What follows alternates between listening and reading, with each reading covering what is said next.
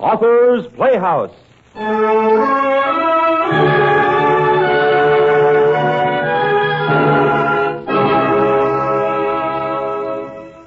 What are you getting at, Grammy? J.W., go up to the store in a day or so and get a brand new tablet and write down everything you want us to do. Where to plant and when and how. And leave directions about the stock, too. We'll just follow your directions. Sounds like a good idea. But, who's going to read the orders? Don't get sassy, Joe Wheeler Gordon.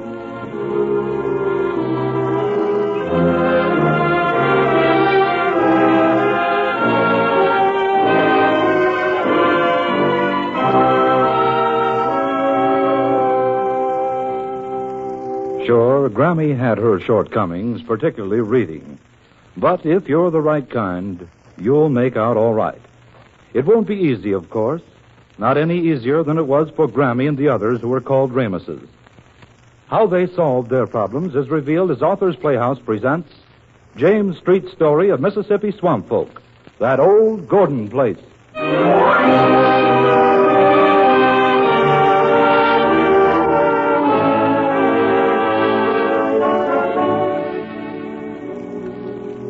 Ron, sit right over yonder. Pull up your paint legs to save your creases. Now read out loud. Yes'm. What does it say over there in that right-hand corner? Listen. Yep. Just a big old ad about soybean seed. Now, let's have it. But Grammy. Let's have it. All right. Soybeans, cheap and easy to grow, easy to plant, nice crops. Come to Tilden's for your That's soybean enough. seed. Now, let's have J.W.'s wedding. And do it first class. Joe Wheeler Gordon arrives today from Camp Shelby while he's in training attached to an artillery unit.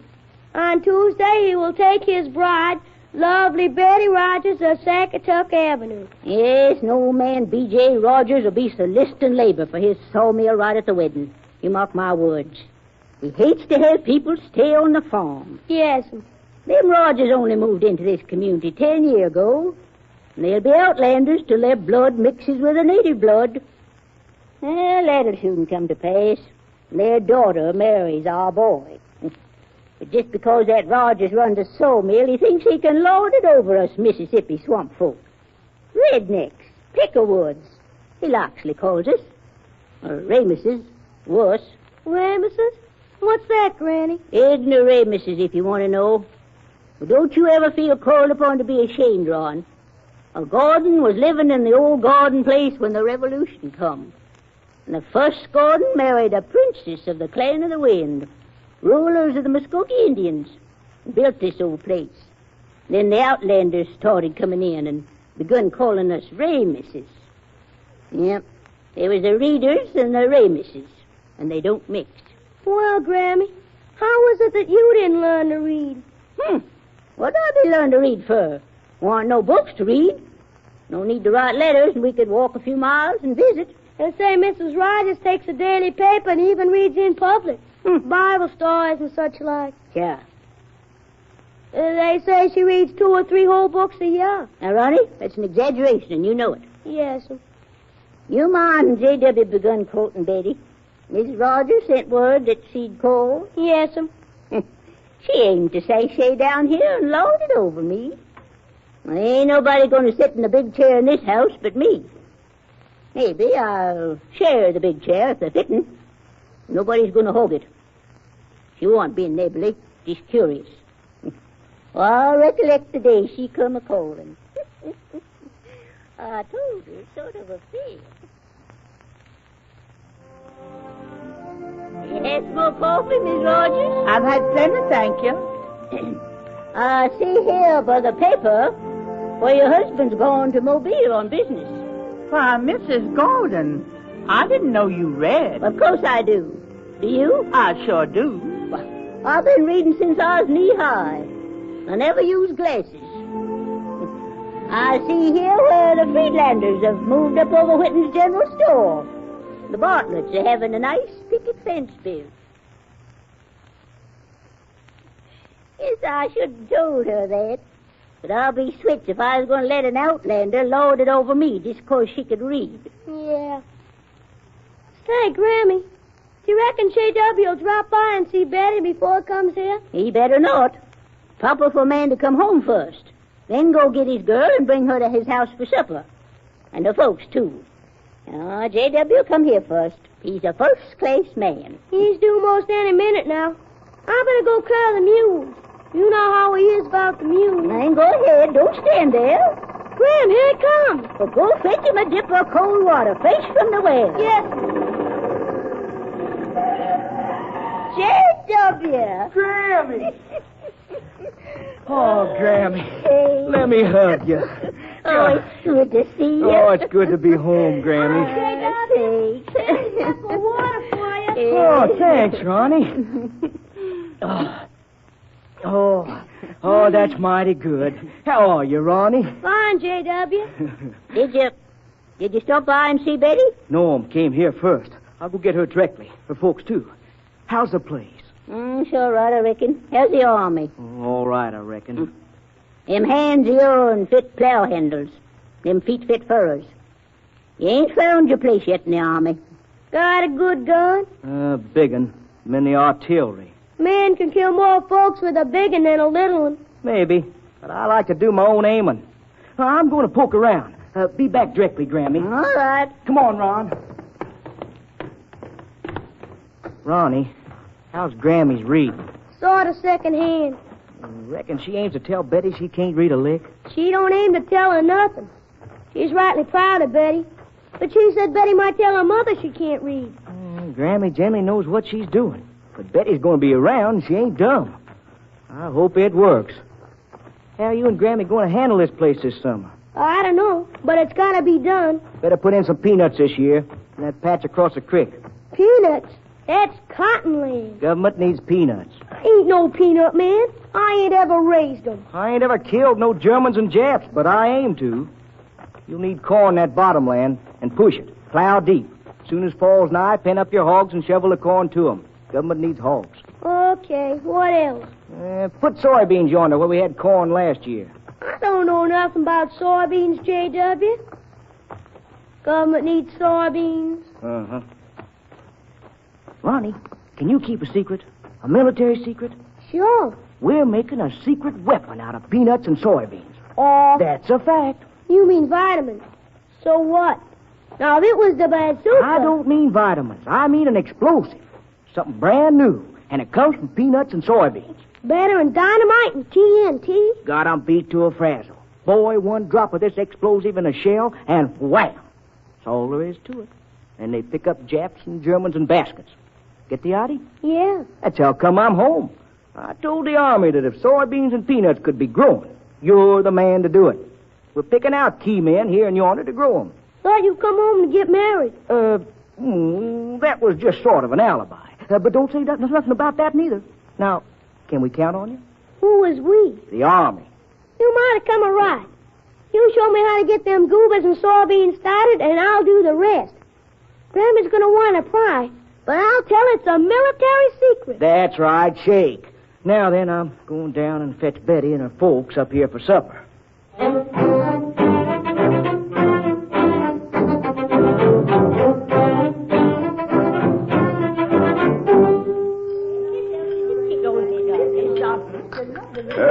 Miss Gordon, I like chicken gizzards more than white meat, and tell you why. Now, you take a gizzard... You know, I've just finished reading a whole book.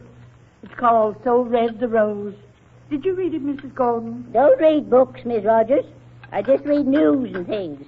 Wars and about crops. Well, when do you find time to read? I have to make myself take time to read. I'm so busy with my sewing and all that. Generally, I read at night, after everybody's in bed. Sometimes when I'm sewing, or sometimes I get Ron to read to me.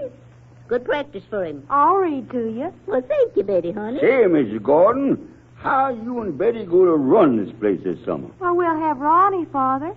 What you getting at, Mr. Rogers? Well, you ought to rent this place or sell it. No telling when J.W. will get home to run it. Ronnie could get a job in my sawmill, and you folks could move right into town. What? Huh? You mean let somebody else live here?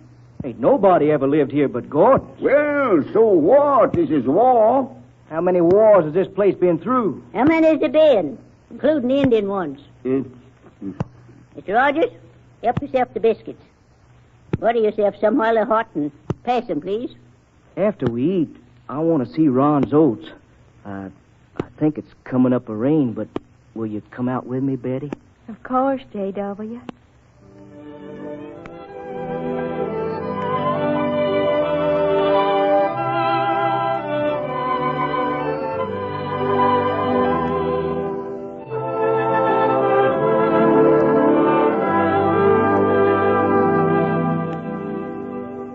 J.W., soybeans and peanuts are new crops to us.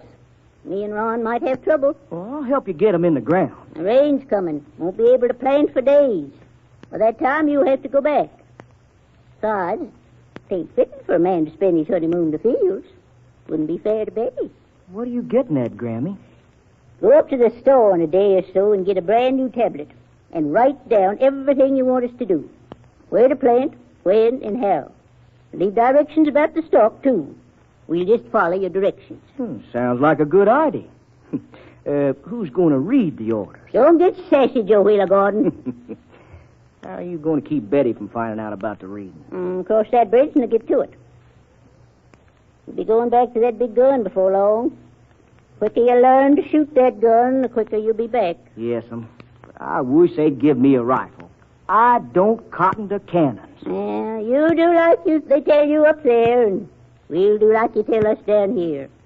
Before long, everything will be all right again.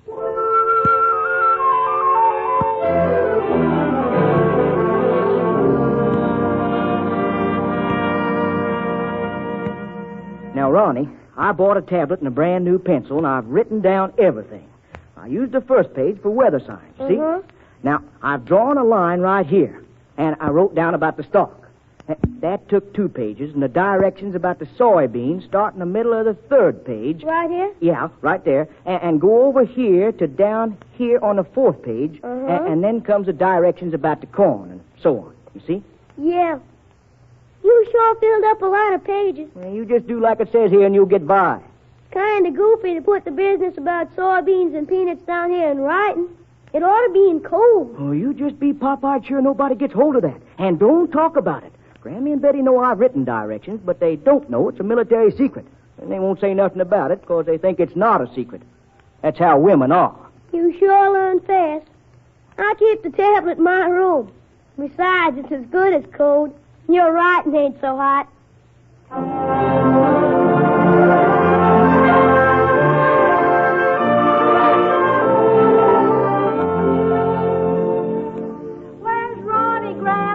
In the barn, feeding Jules and Jake the mules. Well, Grammy, I've separated Daisy and her calf, and Daisy needs stripping. My hands are wet. Would you mind reading the directions and telling me how J.W. wants it done? Well, my hands are wet, too. You go put the milk in the milk house, and by the time you get back, I'll have the directions. Run right up to Ronnie's room. Right on the first page, them instructions. Just tear it out and get Ronnie to read it to me. And I've got to hurry, too, or Betty begin to wonder.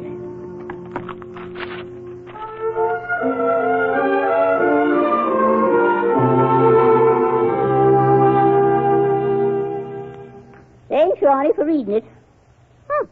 Just like we've always done it. There's nothing new about that. I could have told Betty that. How come you tore out the whole page? Why didn't you bring the whole tablet? Oh, don't ask so many questions. I don't know why I done it. I just done it.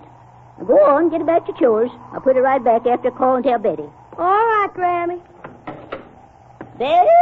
Yes, Grammy? Betty, I just read it. It says let the calf have the slippings for a while. All right, Grammy. Thanks.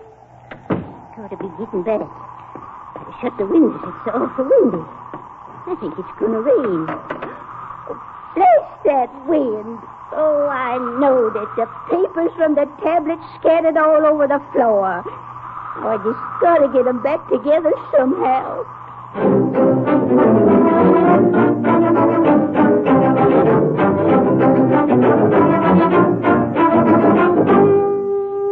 Grammy, I think it's time to plant the peanuts.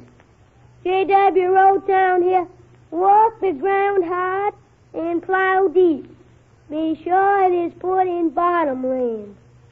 Hey, J.W.'s crazy. Well, I reckon J.W. knows what he's doing. He says here to plant them in bottomland. That ain't right. That's cornland.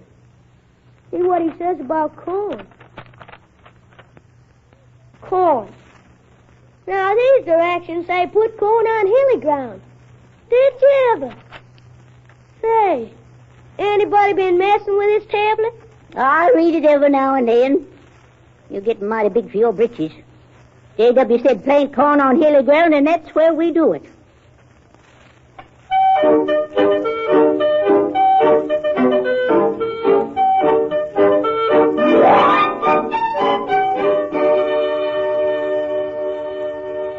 Grammy, I've been working mules hard. Seems that I should increase the cottonseed meal in their feed. When I checked the tablet, in fact, I've read it through from beginning to end 100 times. Yes? Grammy, Yes? Grammy, you told me a fib. Well, you've told me fibs. This tablet is all messed up, and so are we. What happened? Well, it was Betty's fault.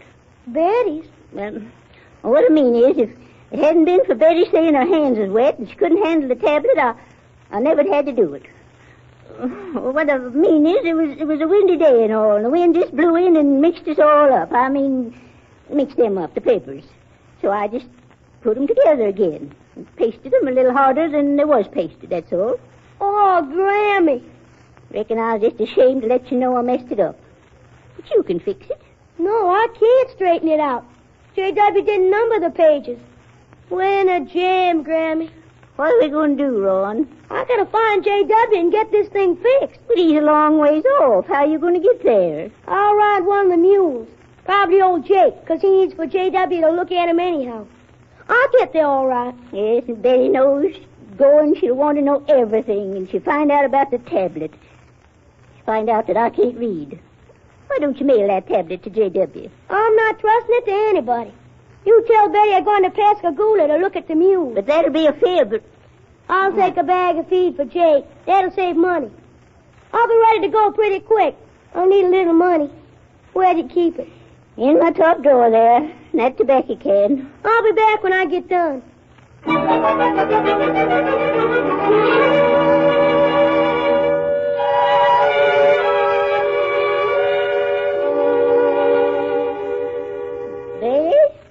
Betty?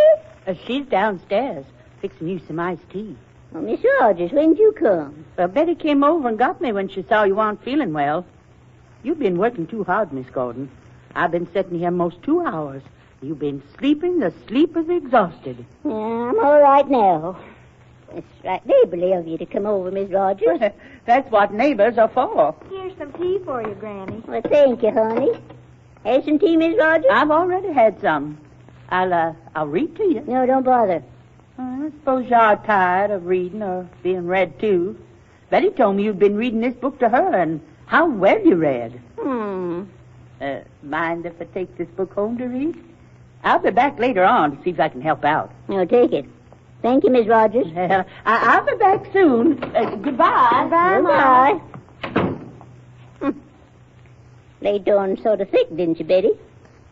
How come you had to say book? Oh, I don't know, Grammy. Mama got to asking me questions about your reading, and I just up and said you'd been reading to me. And I just said book to make it sound bigger. How long you known I can't read a lick? Oh, I don't know. Look at me. Who told you? Nobody, Grammy. I just put two and two together. And I ain't telling nobody. I reckon I know why you did it. You're sort of like me. What are you getting at? You remember that Laurel girl who come down here last year? Mm-hmm. Well, she said she'd had private piano lessons, and J.W. got to shining round her. So I told him that I'd studied dancing when I was a little girl. I just wanted to show off, to make him think I was something special. So it looks like you did. Come over here and sit by me, honey. I want to tell you where Ronnie's going.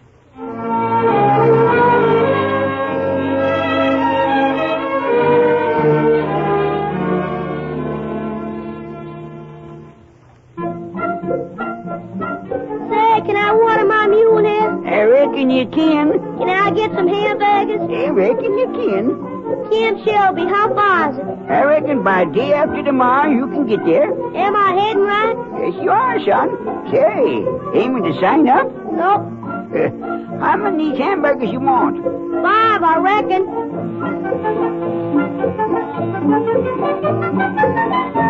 Whoa there, Jake. Hey, what do you want there, boy? I wonder would you let me graze my mule in your pasture? I gotta go into Camp Shelby. I'll be right back. Planning on enlisting? Well, maybe. Okay, leave the mule here. Thank you.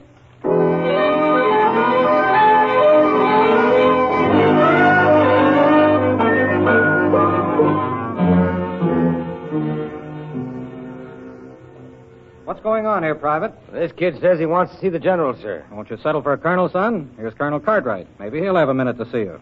What's this all about? Oh, this boy wants to see the general, sir. General is busy, son. I'm his colonel. Can I help you? I'm Ronnie Gordon. I want to see my brother, J.W. Gordon. What's his outfit? He handles a big gun. There are thousands of soldiers here, Ronnie. You'll have to tell us more about your brother. Does he look like you? Well, yes and no. He's a first-class man, but his pants don't fit. I gotta see him. Come into my office, son. Yes, sir. You sit down in that swivel chair there. Now, you can trust me. Tell me what's on your mind. Maybe I can help you find your brother. It's about the peanuts and soybeans. Oh? J.W. told me that the Army wanted me to grow them. Yeah? He let me in on a secret. Uh-huh. I know you make explosives out of them, and I ain't told a soul. Not even Grammy. But Grammy got the tablet all mussed up, and I planted peanuts where I ought to planted corn. And the hogs are loose, and old Jake's sick, and... Oh! Why, of course. This is a miserable state of affairs. But we'll fix things. You did right in coming to me. I'll call the adjutant. Yes, sir. Send in the adjutant. Right away, sir. You know, son, I'm a farm boy myself. Yes, sir? Yep, from Ohio. Oh, a Yankee farmer. Lieutenant Williams, we must find this man's brother. Peanuts are growing where corn should be, and the hogs are loose. Jake is sick, too. Oh, very well, sir. It'll take time. See that this man has quarters until the mission is completed. What about Jake? Jake? What about him? He's out in the pasture over yonder. Huh? Oh, you see, Jake is my mule. Maybe you figured he was another brother. Well, But he's just a mule I rode up here. J.W. can cure him. J.W. is a mule man from way back. Best mule man in the county. Oh, just a minute, son. Is your brother about this tall, black hair? Sounds like J.W. Fighting Joe Wheeler, sir. Joe Wheeler Gordon. That's him. Excuse me, sir. Could I have a word with you aside? Go ahead, Lieutenant Williams. I know this Gordon, sir. Yes? I was checking his record this morning. He was on a 155 millimeter and was the sloppiest soldier in the camp. You don't say. Yes. Then his CO heard that he liked mules. He was transferred. Hmm? He's the best mule man in the Army. Shall I send for him, sir? By all means. Have him report here at once.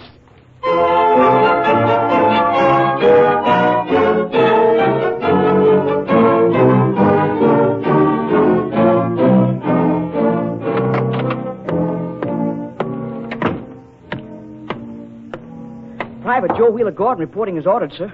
At ease, Gordon. Thank you, sir. But what's wrong, Ron? Everything. But it ain't Grammy or Betty. We need your help, Gordon. The hogs are loose, and Jake's sick, and, a lot more. Grammy got the tablet mixed up. Oh, I forgot to number the pages, sir. I just got married. What happened to you? Your uniform looks swell now. And how's the big gun? Oh, I'm handling mules now. And I got me a rifle, Ron. Gordon, they may need you at home for a few days to get the soybeans and peanuts started. I'll arrange it. I'll send you and your brother and Jake back in a truck. Go get ready. Yes, sir. Thank you, sir.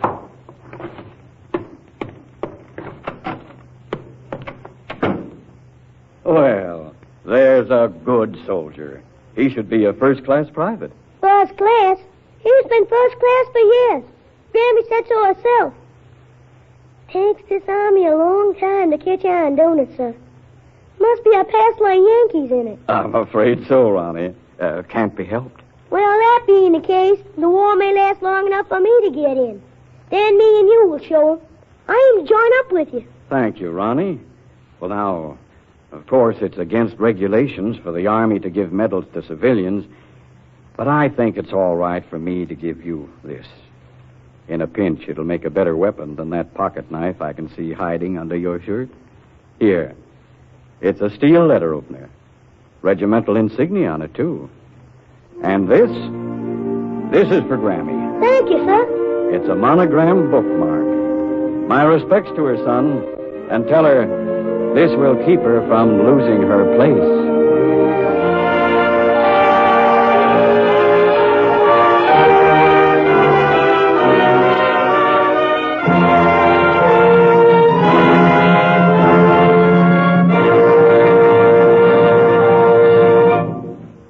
You have heard James Street's story, That Old Gordon Place, adapted for Authors Playhouse by Dorothy Cheney Quinnen and directed by Mr. Harry Bubeck.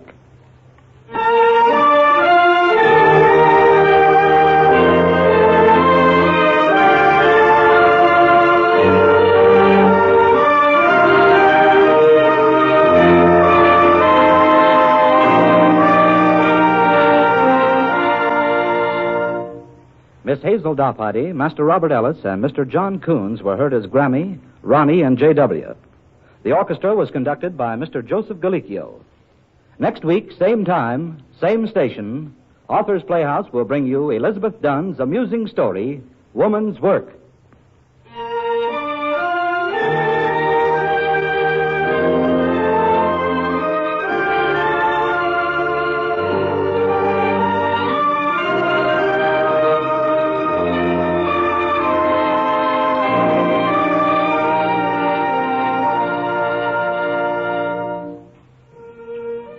What does R-A-D-I-O spell besides radio? R for relaxation, A for amusement, D for drama, I for information, O for opportunity. Because American radio is a free enterprise built by free people, all radio listeners have the opportunity to enjoy a variety of programs each day. What is better than listening to good music when you're tired, laughing at your favorite comedian, hearing the stories of great dramas? Listeners can learn much from radio, too. There is no better source of accurate, instant information today than radio.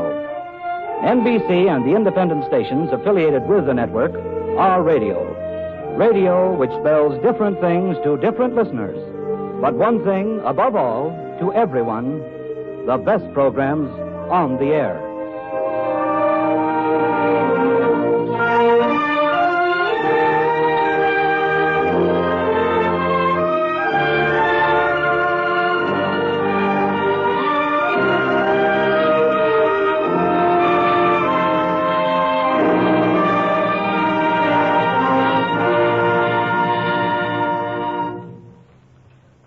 This program came to you from Chicago.